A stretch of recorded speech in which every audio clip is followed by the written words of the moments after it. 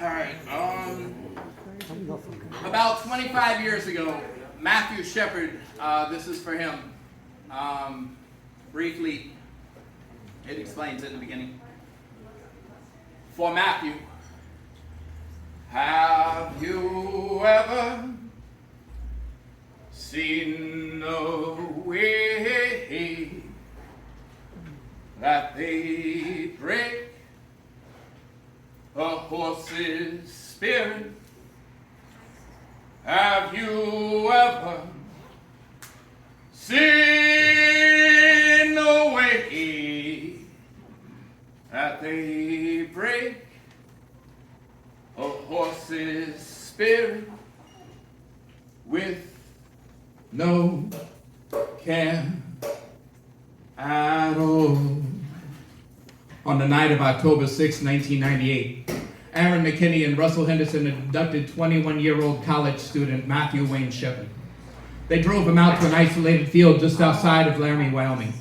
Matthew was brutally beaten, tied to a fence, and left for dead, left overnight in tears, in pain, in fear. Days later, Matthew died in a Colorado hospital, succumbing to his injuries. Cause of death, blunt force trauma. We are teaching children how to be obedient men and women when we should be teaching them just how to be human, how to treat others as human, how to understand that we are all human, a congregation failing to recognize an androgynous God. Open palms and prayer, closed fist in anger when scriptures blanket a naked truth. For some strange reason, followers cannot fathom the very possibility of blasphemy. Forbid to live the way we should be, to love the way we should be, to be loved in ways we should be.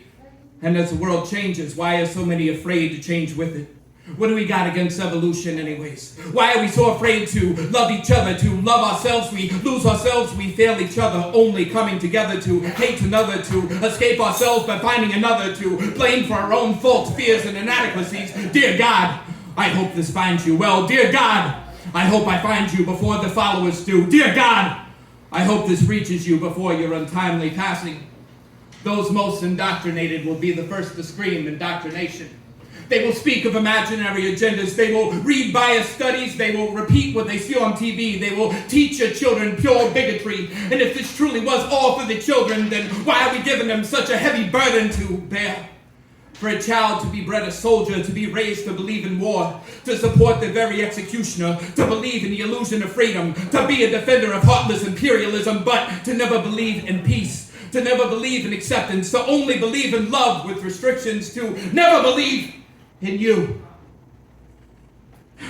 Maybe without the overemphasis of what a man is and the peer pressure of what one should be, we would have less men trying to prove the manhood through street fights, domestic violence, sexual abuse, school shootings, bigoted pulpits, and senseless wars. In closing, anyone who has ever been singled out, targeted, shamed, harassed, picked on, bullied, or attacked should never have a problem with an entire group of people just trying to be comfortable in their own skin.